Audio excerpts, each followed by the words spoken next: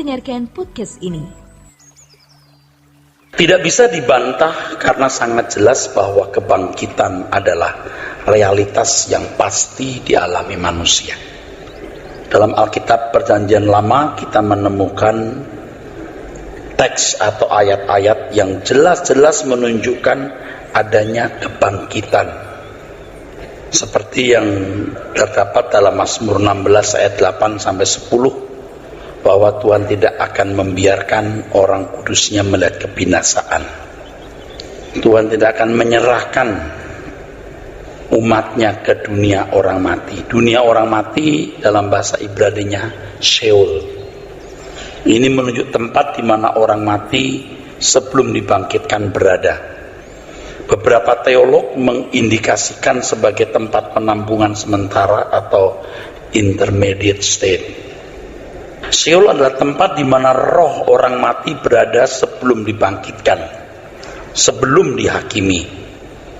Nah, dari pernyataan itu jelas ada fakta kebangkitan. Di dalam Perjanjian Lama selain Mazmur juga ada dalam Yesaya, Kitab Daniel, Zakaria, ya. Dan yang menonjol itu Daniel 12 ayat yang kedua, bahwa semua orang mati akan bangkit. Sebagian mendapat hidup yang kekal, sebagian untuk mengalami kehinaan dan kengerian kekal. Bangkit di sini harus dipahami sebagai muncul kembali. Muncul kembali. Memang kita tidak bisa mengerti apakah kualitas tubuh orang yang akan masuk kehinaan kekal dengan orang yang masuk kemuliaan kekal itu sama, kita tidak pernah tahu. Jadi di Daniel 12 itu saudara, ada kebangkitan dari antara orang mati, yang satu menuju kehinaan kekal, lalu yang lain masuk kemuliaan kekal. Kita tidak tahu apakah kualitas tubuh orang yang dibangkitkan, yang masuk kehinaan kekal ini sama dengan yang akan masuk kemuliaan kekal. Kita tidak pernah mendapatkan informasi itu. Mengenai keadaan tubuh orang yang masuk kehinaan kekal, tidak perlu kita tahu. Tahu tidak menambah iman, tidak tahu tidak mengurangi iman. Tetapi yang jelas bagaimana keadaan manusia yang dibangkitkan itu mutlak kita harus tahu. Karena itu adalah harapan kita. Itu harapan kita, saudara. Di Perjanjian Baru Tuhan Yesus berulang-ulang mengatakan mengenai kebangkitan ini, saudara. Dan teksnya jelas, Yohanes 5, 28, 29, Yohanes 11, 25, 1 Korintus 15, 20, 23, Wahyu 20 ayat 4 sampai 5. Jelas ya mengenai kebangkitan ini. Menjadi persoalan yang sering diperdebatkan. Bagian manusia yang mana yang dibangkitkan? Bukan tubuh jasmani kita ini loh saudara. Tubuh jasmani kita ini akan hancur bersama tanah. Debu kembali ke dalam debu. Kalau dalam 2 Korintus 5 ayat 1 sampai 3, 2 Korintus 5 1 sampai 3, kemah kita ini akan dibongkar dan Tuhan memberikan kemah baru, artinya tubuh yang baru. Jadi bukan tubuh yang lama yang dibangkitkan, tubuh yang baru. Dalam 1 Korintus 15 ayat 50 dikatakan bahwa tubuh jasmani manusia yang kita kenakan di bumi ini tidak mendapat bagian dalam kerajaan Allah. Daging dan darah ini menunjuk tubuh fana kita. Ini tidak akan mendapatkan bagian. Ya, manusia diambil dari debu, kembali ke dalam debu. Dan penentuan Tuhan ini berlaku bagi semua orang dan tidak akan dibatalkan.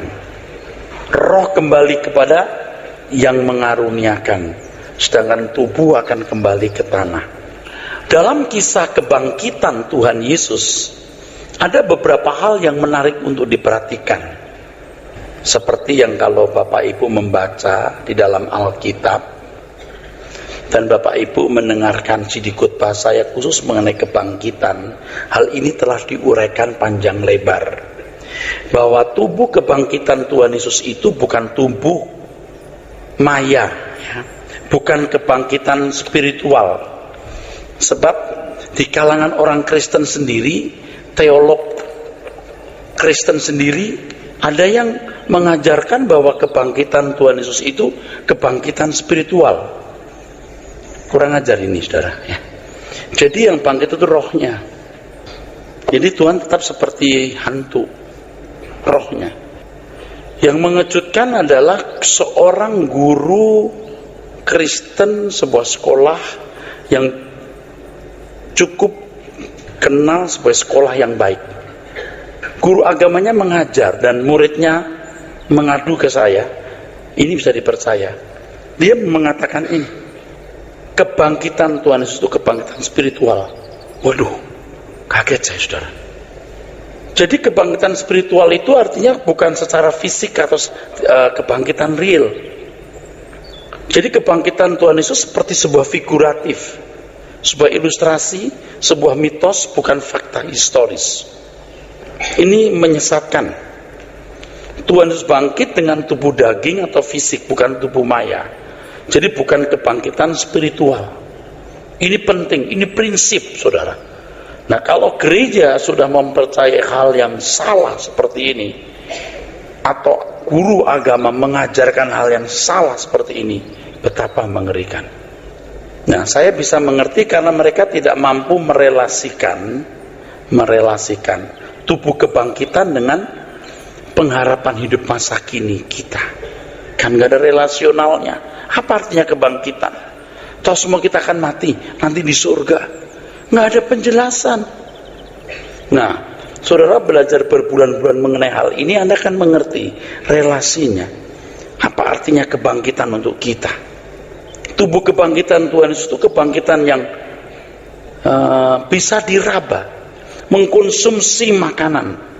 Dan Tuhan Yesus juga berkata, aku bukan hantu. Hantu tidak berdaging. Ini lihat aku. Coba, itu clear, saudara. Pernyataan itu clear bahwa tubuh kebangkitan Tuhan Yesus, tubuh fisik. Tubuh kebangkitan Tuhan Yesus, tubuh fisik. Dia menikmati, makan, minum. Sementara dia mengenakan tubuh kebangkitan, tubuh kemuliaan. Yohanes 21, 13, 15, Tuhan Yesus sarapan. Kisah Rasul 1, 3-4, murid-murid bersama-sama dengan Tuhan Yesus berhari-hari, berminggu-minggu sebelum naik ke surga, makan minum di depan mereka. Jadi dengan tubuh kebangkitan, Tuhan Yesus menikmati semua yang bersifat materi. Dalam hal ini makanan. Tubuh kebangkitan Tuhan Yesus menyesuaikan diri dengan batasan-batasan kehidupan jasmani seturut kehendak Tuhan. Di Markus 14:25, Lukas 22 ayat 18, menarik ketika Tuhan Yesus berkata bahwa dia tidak akan minum hasil pokok anggur sampai kerajaan Allah datang. Itu tidak mungkin Tuhan pura-pura loh. Aku tidak akan minum hasil pokok anggur sampai di kerajaan Bapakku, anggur yang baru. Kainos, anggur yang baru. Baru dalam arti kualitas, bukan benda yang lain. Jadi dengan tubuh kebangkitan itu Tuhan Yesus menyesuaikan diri dengan batasan-batasan kehidupan jasmani. Yang saya pahami dan saudara-saudara sekalian renungkan, sebelum manusia jatuh dalam dosa, tubuh Adam itu tubuh kemuliaan. Jadi Adam sebelum jatuh dalam dosa, tubuh ini tubuh kemuliaan loh. Tubuh mulia. Kalau bicara soal mulia, jangan saudara pahami secara mistik. Tubuh yang tidak mulia setelah jatuh dalam dosa. Tubuh mulia itu artinya tubuh yang sempurna, tidak mengalami sakit, atau kalau seandainya sakit juga pasti bisa diobati dengan mudah, tidak mengalami kematian. Mulia itu artinya agung, bernilai tinggi. Jadi memahami tubuh mulia jangan diartikan mistik. Nah, kita nanti akan punya tubuh seperti Adam ini yang tidak akan mengalami kematian. Kalau dulu kita mendengar tubuh kemuliaan itu, asosiasi kita itu ya, asumsi kita tujukan kepada hal yang bersifat mistik. Entah bercahaya, entah bisa menembus tembok. Nah, Tuhan bisa menembus tembok. Tuhan Yesus bukan manusia loh, dia Tuhan loh. Beda dengan kita, harus dipahami itu. Jadi namanya tubuh kemuliaan itu tubuh yang dikembalikan seperti rancangan semula. Itu yang mulia, itu yang bernilai. Nah, untuk memahami hal ini memang tidak mudah, karena kita sudah terlalu lama berpikir secara mistik. Terlalu lama kita berpikir secara mistik, terlalu lama. Sehingga kita mendengar tubuh kemuliaan itu, asumsi kita itu langsung ke tubuh yang mistik gitu, yang mistik yang spektakuler gitu. Padahal mestinya tubuh kemuliaan itu tubuh seperti ini, tapi tidak mati, tidak bisa mati, tidak bisa sakit. Kalaupun sakit, seandainya akan mudah sembuh dengan segala fasilitas yang Tuhan sediakan. Sebab kalau Tuhan sediakan herbal hari ini, itu pasti Tuhan tidak merancang ntar manusia sakit biar minum, tidak, pasti. Seandainya ya, oleh kerajaan di dunia akan datang nanti, daun dari pohon kehidupan bisa menyembuhkan. Jadi ada semacam, dalam tanda kutip, sakit, tapi bukan karena virus ya saudara. Jadi tubuh kemuliaan itu artinya tubuh yang tidak bisa mati, tubuh yang sempurna, tubuh seperti rancangan semula, seperti rancangan semula Allah, saudara. Dan itu diperagakan oleh Tuhan Yesus, Adam kedua ini. Jadi seandainya Tuhan Yesus gagal melakukan kehendak Bapa, tidak taat sampai mati, dia akan mati seperti Adam. Tapi karena dia taat, dia dibangkitkan, dia mengembalikan tubuh yang dirancang semula oleh Allah. Macam apa itu? Macam yang dikenakan Tuhan Yesus. Nah, berdasarkan ayat-ayat Alkitab tersebut, kita dapat yakin bahwa tubuh kebangkitan yang kita miliki nanti sama seperti tubuh kebangkitan yang dikenakan Tuhan Yesus.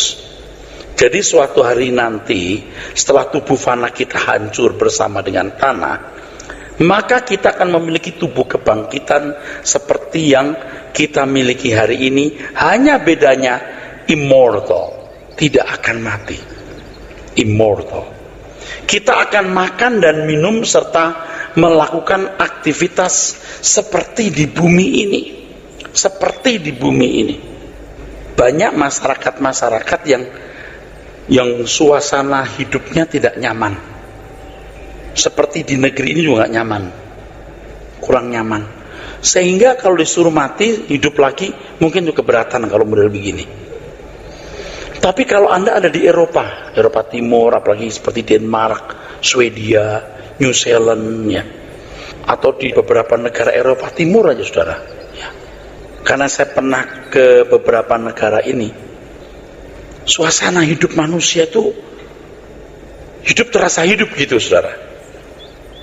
Terasa hidup gitu.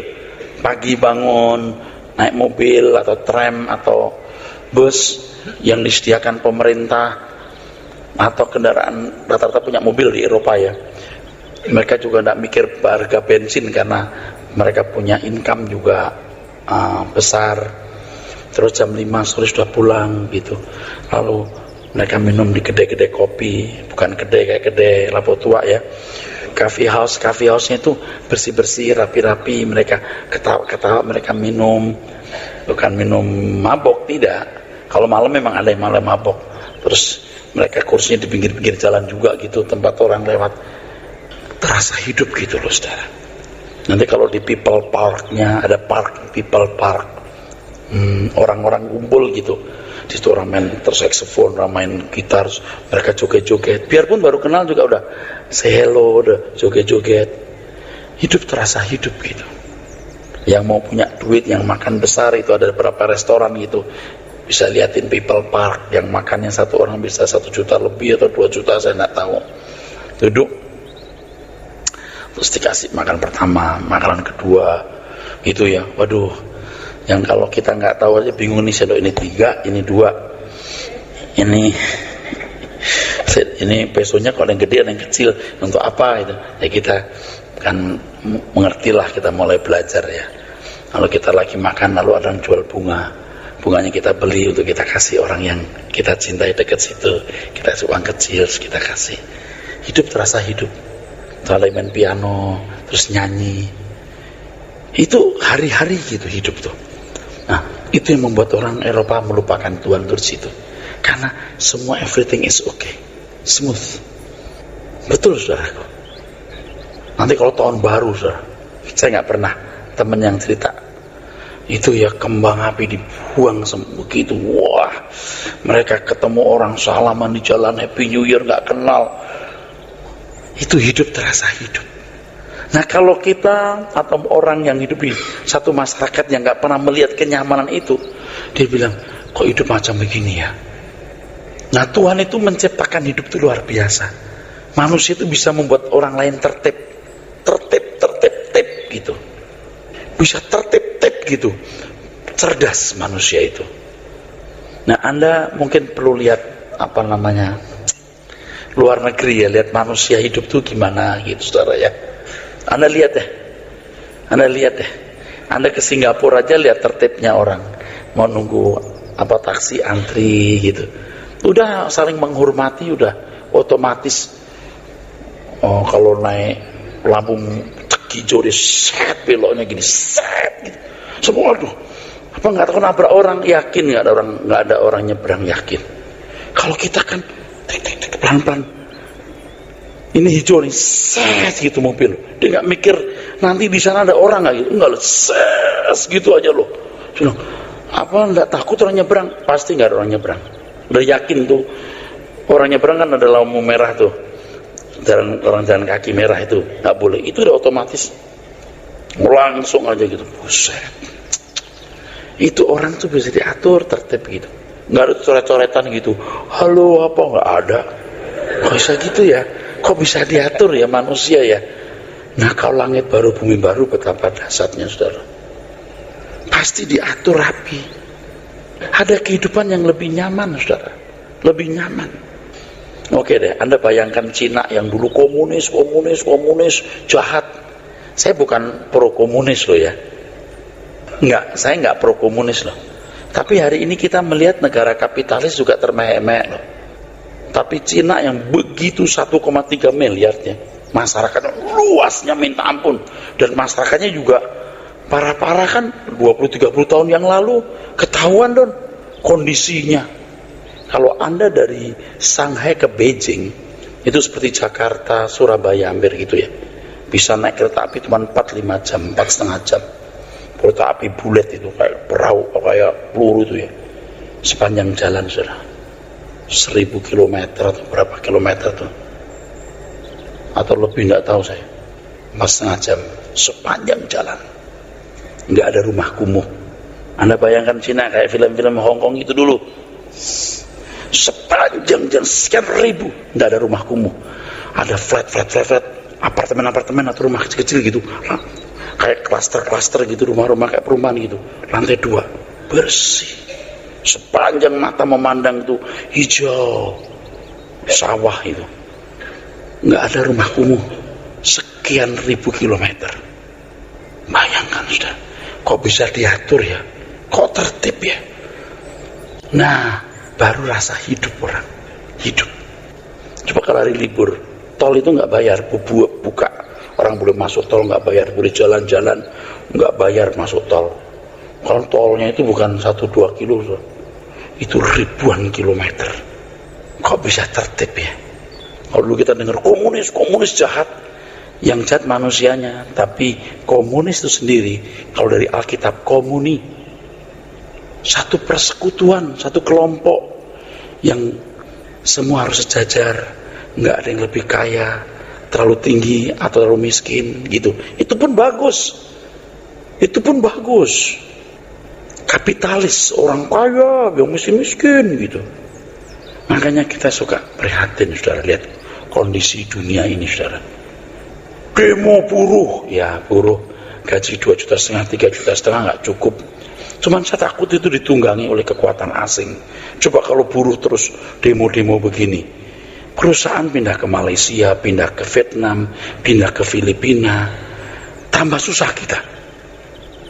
Mestinya gaji 2,5 juta, 2,3 ya. Kalau 2,3, 3 juta, kalau pemerintah bisa membuat beras, bisa subsidi sendiri, bahan pangan limpah, orang kita kemari Palo Cinawi, tongkat kayu dan batu jadi tanaman. Kan buruh juga tidak perlu teriak-teriak. Nah sekarang bayangkan kalau sampai ada koruptor sampai korupsi triliun. Ya bayangkan coba triliun. Coba bayangkan saudara. Nah di masyarakat dunia akan datang nanti nggak ada begitu. Nggak ada begitu. Di Cina 16 miliar korupsi. You pulangin, kita kasih hukuman 20 tahun. 20 tahun. Tapi you pulangin uangnya semua. Kalau you nggak pulangin, dimatiin. Dimatiin 16 miliar digantung. Sampai anak, sampai keluarganya pun ikut terlibat. Ditarik semua. Coba. Kejam ya. Tapi itu dari tertib saudara. Jangan korupsi sekian ratus miliar 5 tahun. Kita rame-rame mau masuk penjara 5 tahun. Setelah kita keluar kita punya uang 30 miliar. Itu ya saudara tahu jahatnya manusia. Jahatnya. Kalau sampai penguasa punya kekuasaan, bisa berlaku sewenang-wenang, rusaklah pemerintah. Makanya di kerajaan Tuhan Yesus nanti, pemimpinnya harus mencuci kaki dulu. Belajar cuci kaki dulu sekarang. Supaya tidak ada hal seperti itu. Tuhan Yesus tidak mau nanti kerajaannya seperti negara di dunia ini. Kita akan makan buah. Kita akan menikmati makan minum. Sekarang yang bisa makan anggur berapa banyak orang saudara? Anggur, apel. Apalagi apel yang segini 25.000 itu nggak bisa dinikmati orang. 25.000 untuk makan 2 hari. Mestinya kan alam dengan segala kekayaannya milik semua yang hidup di dalamnya. Nah, Tuhan Yesus dengan tubuh kebangkitan menunjukkan demonstrasinya. Ini tubuhku, rabalah. Jadi tubuh kebangkitan itu bisa berinteraksi dengan benda-benda materi. Itulah sebabnya kita tidak boleh memandang benda materi bernilai rendah dan alam roh bernilai lebih tinggi atau lebih mulia. Ini pandangan Plato.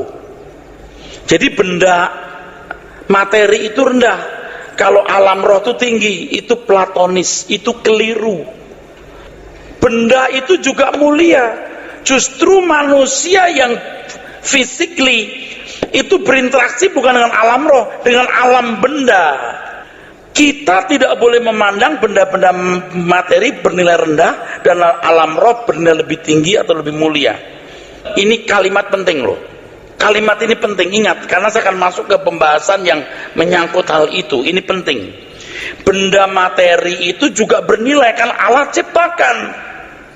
Jadi kalau benda materi ini nggak bernilai, kalau benda yang kalau alam roh bernilai, tidak. Tuhan tidak pernah mengajarkan begitu. Makanya pengertian rohani duniawi harus benar. Saya pernah membahas khusus hal ini. Hal duniawi artinya hal-hal yang tidak digunakan untuk kemuliaan Tuhan. Hal-hal rohani artinya sesuatu yang dipersembahkan untuk kemuliaan Tuhan. Anda bekerja itu duniawi atau rohani? Ya tinggal Anda tujukan kepada siapa? Menikah, seks, duniawi atau rohani? Ya tinggal motivasi Anda. Baik makan atau minum, lakukan semua untuk kemuliaan Tuhan. Kalau konsekuen dan konsisten dengan keyakinan bahwa manusia akan memakai tubuh kemuliaan, yang tentu menunjuk tubuh seperti yang dimiliki Adam. Kalau konsekuen dan konsisten dengan keyakinan bahwa manusia akan memakai tubuh kemuliaan, yang tentu menunjuk tubuh seperti yang dimiliki siapa? Adam. Maka manusia memiliki metabolisme yang sama seperti manusia hari ini. Hanya manusia tidak bisa mati nanti karena maut telah dikalahkan. Saya ulangi, kata kemuliaan untuk tubuh menunjuk kepada tubuh dengan kualitas yang tinggi, yang tidak sama dengan kita sekarang yang bisa cacat, sakit, menderita karena luka dan mengalami kematian. Komponen-komponen yang dimiliki tubuh kebangkitan bisa sama seperti yang kita miliki hari ini. Ini tubuh yang dipilih Tuhan. Ini pasti yang terbaik modelnya. Itu pasti bentuk yang paling sempurna. Tuhan pasti, ya Tuhan kan punya gagasan macam-macam ya. Kalau Anda melihat film-film kartun kan bentuk yang aneh-aneh kan, lucu-lucu kan. Tuhan nggak pilih bentuk itu. Tuhan tetap pilih bentuk ini. Kepala, rambutnya di atas, bukan di samping kanan kiri. Ini kalau ada jenggot boleh, ini laki-laki ada jambang. Terus ini tubuh, kakinya 2 panjang, tangan 2. Kalau kupingnya di sini gimana? Pakai parabola gini, dia bisa muterin ini. Enggak pakai. Oke, saya tambahkan. Jadi komponen tubuh yang dimiliki manusia dengan strukturnya ini yang terbaik. Amin. Tuhan pilih yang ini, dan ini abadi. Setuju? Kalau bentuk luar tubuh fisik manusia ini dipandang terbaik dan Tuhan memakai tubuh itu, kemungkinan besar termasuk komponen reproduksi manusia. Itu berarti pria juga bisa saja berkemungkinan menghasilkan atau memiliki sperma, dan wanita memiliki sel telur atau ovum. Tentu kita tidak boleh memastikan hal ini, tetapi kemungkinan betul. Bayangkan kalau misalnya nggak ada sel telur, nggak ada sperma, kayaknya nggak mungkin, karena itu sudah integrated. Betul nggak saudara? Integrated, saudaraku. Iya loh. Misalnya ginjal kena, mata kuning, ya betul? Paham saudara? Itu hebat loh. Tubuh kita ini luar biasa. Terus kalau ada livernya kena apa, rambut rontok. Kok ini hubungan rambut sama liver apa? Ada. Hebat loh Tuhan itu menciptakan. Kalau orang-orang yang bisa baca tangan ya, bukan raja tangan tapi kesehatan ya, dia lihat begini, dia bisa lihat. Saya sih nggak percaya dulu, tapi sekarang saya percaya. Kalau ketemu orang pinter, dia bisa. Pak, coba lihat, lihat aja. Bapak ini kalau makan nggak dikunyah, dia bisa tahu. Bener dong, gila, gue tahu. Muru kaget saya. Terus dibaca ini tuh. Kalau saya dibacain, ibu itu sering tidur tapi nggak tidur. Jadi mata merem tapi nggak tidur. Wah, hebat loh. Itu belum yang lain gitu. Belum temen bilang, ibu ini ada miom ya. Itu dipelajari loh. Saya kagum sama Tuhan. Ini bukan kesaktian magic loh. Tangan pun juga bisa dibaca. Ini begini. Karena bapak ini kental edan, dia tahu loh. Tadi kita nggak cerita. Jadi semua ini saya cuma mau menunjukkan kepada saudara, semua itu berurutan. Kalau kuku kita warna apa, menunjukkan adanya fisik, betul nggak Pak? Hebat. Makanya nggak mungkin ada bagian yang dihilangkan gitu. Misalnya alat reproduksi hilang, ovum nggak ada. Kok kayaknya enggak loh. Maaf ya, ini bukan jorok. Mungkin nggak laki-laki nanti di surga nggak ada buah sakarnya. Nggak ada alat kelamin jadi trapez begitu, nggak mungkin. Tapi itu semua sama Pak, nggak pakai alat kelamin. Tuhan itu waktu menciptakan awal kan sudah jelas, ada pria ada wanita dengan kesempurnaannya masing-masing. Terus itu ditiadakan hanya karena manusia berbuat dosa. Saya sudah sampaikan kepada saudara, cinta yang murni itu belum, saya kira jarang ditemukan setelah manusia jatuh dalam dosa. Sebelum jatuh dalam dosa melahirkan nggak sakit, sejak jatuh dalam dosa melahirkan sakit. Padahal orang melahirkan saat jatuh dalam dosa. Jadi belum pernah ada wanita yang melahirkan secara sempurna. Amin. Semua logis. Maaf ya, Tuhan itu menciptakan alat kelamin itu sempurna nggak? Sempurna. Pokoknya sempurna aja lah. Yang belajar itu ngerti. Wah, luar biasa. Tuhan itu luar biasa aja. Kok bisa ya gitu? Terus apakah itu ditiadakan gitu? Sedangkan manusia setelah dalam dosa tidak pernah menikmati kesempurnaan. Jangan nanti ada salah mendengar lu berkata, dasar pendeta mau kawin lagi di surga. gue nggak mau kawin lagi, gue mau ketemu Tuhan Yesus, tahu. Nanti kalau di surga, Erasus kamu nggak kawin ya, kamu jadi apa, kalau orang Cina bilang taikam, jadi Kasim ya, tahu Kasim, dikebiri, kamu nggak kawin selamanya mendampingi Tuhan Yesus. Saya sujud, saya cium kakinya, ya Tuhan. Ya kita mah bukan mau apa-apa Tuhan, terserah Tuhan. Orang kalau sudah mencintai Tuhan udah nggak mikir itu loh saudaraku. Ya, dulu kita masih mikir sih, sekarang udah makin hari makin, Tuhan aku mau menyenangkan Engkau. Manusia harus makan minum seperti di bumi. Alkitab tidak pernah berkata tegas bahwa di dunia akan datang tidak ada perkawinan, karena struktur tubuh kemuliaan di dunia akan datang berbeda tubuh di bumi ini. Nggak ada loh. Nggak bisa kawin kamu karena kamu nggak punya alat kelamin. Nggak ada. Bilang bahwa nggak ada perkawinan itu pun hanya karena di Matius yang mengatakan di surga orang nggak kawin mengawinkan, dalam konteks Matius 22 ya, dalam Matius 22 ayat 23 sampai 32, dalam konteks kalau seorang pria menikah dan wanita, prianya meninggal, adiknya ngawinin si kakak ipar ini, adiknya mati juga, adiknya berikutnya 7 kali, kira-kira nih kakak ipar ini orang gila ya, kalau umur 40 tahun lah, yang kawin umur 15 tahun gimana, atau 20 tahun kan nggak masuk akal, memang dasar nggak beradab kan. Nanti di sini ada penjelasannya, tapi di situ di makalah nggak ada. Kalau ini sudah ada revisi ada. Nggak mungkin. Kalau Tuhan sudah menciptakan sebuah struktur tubuh dan metabolismenya yang sempurna pada awal penciptaan, maka logikanya model tubuh itulah yang dipandang Tuhan sebagai desain abadi. Anda pernah kepikir nggak? Kok bisa ya orang kena diabetes jadi impoten misalnya? Itu semua berkaitan kan? Nanti nggak ada diabetes lagi Pak? Ya nggak ada. Tapi apakah metabolisme yang sempurna itu sudah tidak ada lagi? Terkait semua itu. Oke.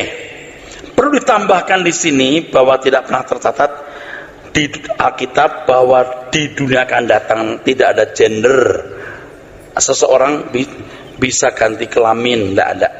Kalau ada malaikat yang berindikasi bergender perempuan, maka tidaklah sulit menerima kebenaran bahwa manusia di dunia akan datang juga ada gender ini. Tidak bisa dibantah bahwa pada umumnya makhluk hidup memiliki gender, apalagi manusia yang memiliki pikiran, perasaan, dan kehendak. Hampir dipastikan akan bergender dalam kekekalan. Hal ini patut menjadi bahan pertimbangan yang serius. Tapi kalau nggak percaya sudah, saya nggak memastikan. Dari bagian pertama kita sudah ngomong jangan memastikan, you boleh percaya, you boleh tidak. Tapi sebagai analis Alkitab, saya mengajak Anda berpikir secara analistis ya saudaraku. Anda tahu nggak, semua benda hidup rata-rata punya kelamin. Memang ada yang bisa perempuan, bisa laki, itu ada binatang itu ya. Tapi rata-rata binatang laki ini perempuan mesti. Jadi kalau malaikat pun yang namanya juga makhluk hidup walaupun roh, ada gender bisa mungkin. Sangat besar kemungkinan organ-organ dalam tubuh manusia untuk melaksanakan mandat prokreasi, menciptakan kenikmatan tetap eksis, di mana melaluinya manusia dapat menghayati cinta kasih dari lawan jenis dan sekaligus menikmati itu kasih Allah terhadap dirinya. Dalam pesta kenikmatan tersebut, manusia sekaligus telah melaksanakan kehendak Allah, yaitu seks menjadi sarana manusia meneruskan keturunan, mempersiapkan generasi baru untuk memenuhi bumi dan menaklukkannya. Saya mau tanya jujur ya, yang pernah jatuh cinta, yang menikmati seks dengan pasangan hidupnya, ada nggak kenikmatan lebih dari itu selain Tuhan?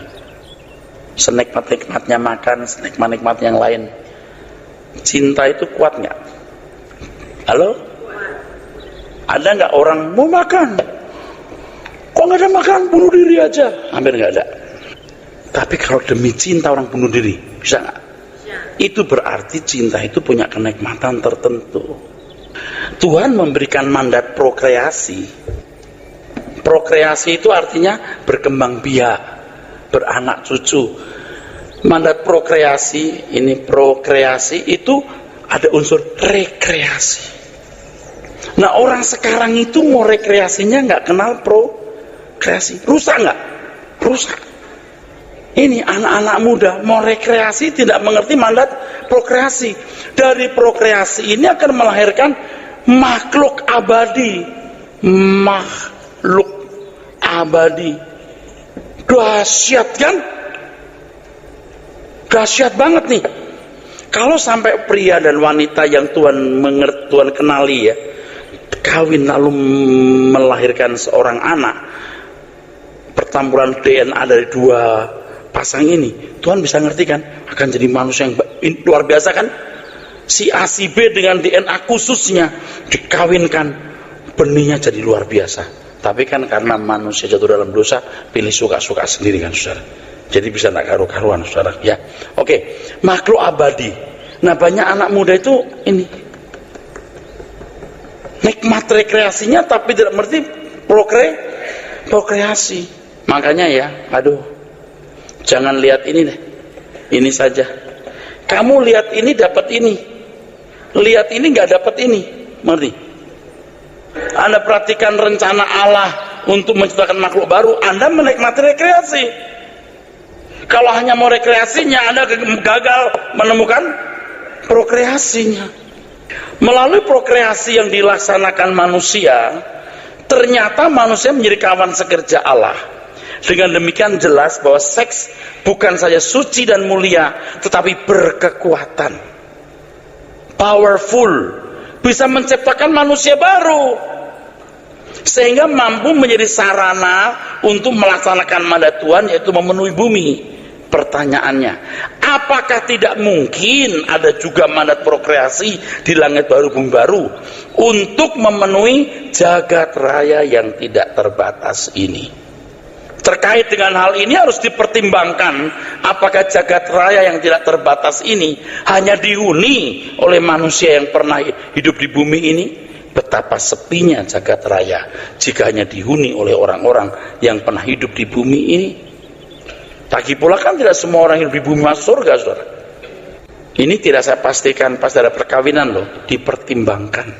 Sesungguhnya jagat raya yang tidak terbatas ini dapat dihuni pula oleh manusia yang jumlahnya tidak terbatas.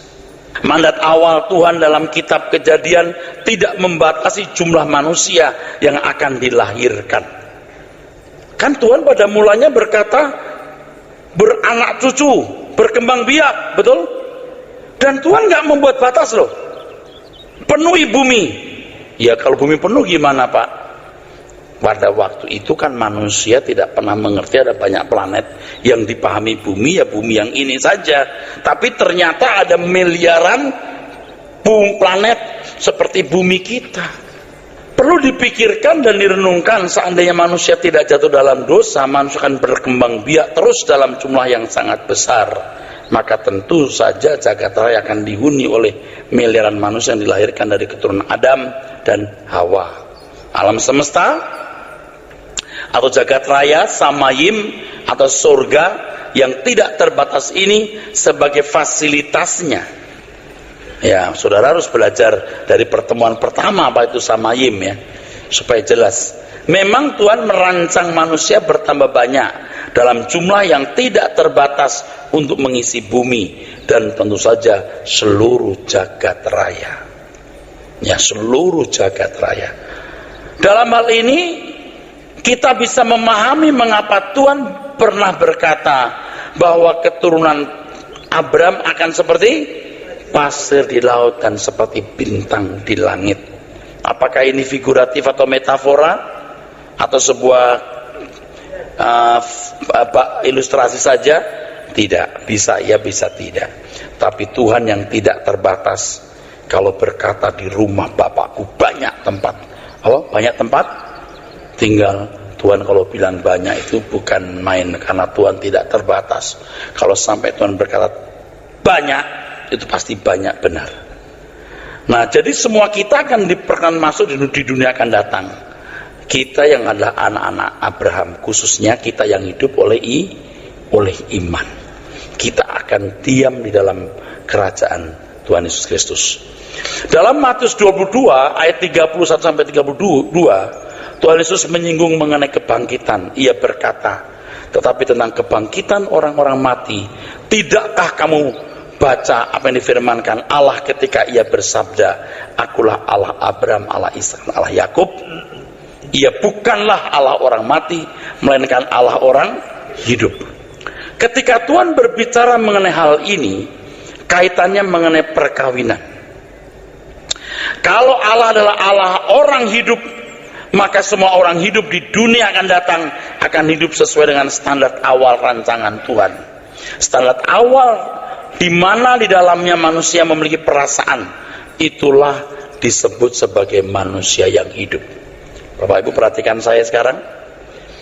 Allah yang hidup, ini kan dikaitkan dengan soal perkawinan, saudara. Ketika mengatakan ayat ini, dia bukan Allah orang mati, tapi Allah orang hidup. Ini mengisyaratkan bahwa kehidupan di balik kubur bukan tidak sadar. Seperti Allah dalam kesadaran dan memiliki perasaan, maka manusia yang berinteraksi dengan Allah di kekekalan juga memiliki kesadaran yang di dalamnya ada perasaan. Tentu saja kalau manusia dibangkitkan, seluruh keberadaan yang pernah dimiliki waktu hidup akan dikembalikan. Begini saudara ya, ini manusia ya saudara, ini yang jasmani, ini yang rohani. Kan manusia terdiri dari dua unsur ya saudara, oke? Yang rohani ini ada roh dan jiwa, oke, tapi rohani jasmani. Kalau komponen jasmani manusia, nggak tahu jumlahnya berapa, terserah jumlahnya berapa, misalnya 150 item. Ini misalnya ada pikiran perasaan kehendak ada 12. Waktu kebangkitan kira-kira kurang nggak nih? Ini kupingnya hilang satu. Ini berhubung soal perkawinan, tidak punya alat kelamin. Anda masih bersama saya? Pasti ini dimunculkan sama dong. Ini juga sama dong. Nggak mungkin dari 150 item kupingnya satu aja, tutup satu. Nggak mungkin. Betul nggak? Jari-jarinya 20 jadi 18. Nggak mungkin. Tangannya 2 jadi 4. Nggak mungkin. Jadi pasti sama. Nah, kalau berkenaan dengan perkawinan, bukan tidak mungkin semua kelengkapannya akan muncul lagi nanti. Anda berkata, ya Pak muncul, tapi nggak digunakan. Mungkin nggak Tuhan menciptakan sesuatu yang nggak digunakan? Logikanya di dalam kesadaran terdapat perasaan. Katakan amin. Di dalam kesadaran ada perasaan. Katakan amin. Apakah tidak mungkin perasaan yang di dalamnya terdapat kemungkinan adanya cinta kasih, kasih sayang atau apapun namanya, juga terdapat cinta antara pria dan wanita yang merupakan embrio dari terbangunnya sebuah perkawinan dan keluarga. Hal ini sangat mungkin bisa terjadi atau ada. Seperti yang tadi bahas sebelumnya, betapa hebat cinta antara pria dan wanita itu sebagai karya agung Tuhan semesta alam yang maha cerdas. Adalah sulit mengatakan bahwa Tuhan meniadakan cinta, padahal cinta itu belum dilaksanakan atau belum dinikmati secara sempurna oleh manusia karena jatuh dalam dosa. Anda bayangkan ya, cinta yang begitu indah, luar biasa, wah, sampai masuk ke perkawinan bulan madu, tahun kelima berkelahi, cerai. Betapa tragisnya cinta berubah jadi kebencian. Apakah ini ya Tuhan kehendaki? Tentu tidak. Justru sangat besar kemungkinan manusia akan menemukan cinta antara pria dan wanita yang sempurna di langit baru dan bumi yang baru. Sangat besar kemungkinan. Tetapi hendaknya kita tidak memutlakkan sebagai sesuatu yang pasti ada. Kita tunggu saja di langit baru bumi baru. Oleh karena ada perasaan, tentu perasaan yang dikuduskan. Semua dengar baik-baik nih. Di buku nggak ada itu, tapi di catatan saya ada. Oleh karena ada perasaan, tentu perasaan yang dikuduskan, maka tidak akan ada perkawinan levirat. Perkawinan levirat itu perkawinan yang tidak berperasaan, atau tepatnya di dunia yang sempurna nanti, ini dipandang sebagai perkawinan yang tidak beradab. Selain tidak berperasaan juga tidak beradab. Jadi kan waktu orang begini, waktu orang tanya orang satu, Tuhan, Nanti gimana tuh? 7 laki-laki pernah meniru seorang wanita. Nanti siapa dong yang jadi lakinya? Dasar kamu sesat, kan gitu. Bukan hanya, jadi masalahnya bukan hanya tidak ada kematian, tapi juga tidak ada perkawinan antar seorang wanita dengan ipar. Itu bukan hanya tidak sopan, tidak berperasaan, tapi tidak beradab. Tidak ada begitu. Jadi perkawinan itu kudus, agung. Tidak satu gagal gantinya satu tidak. Nah ini maksudnya, perkawinan levirat itu tidak akan ada.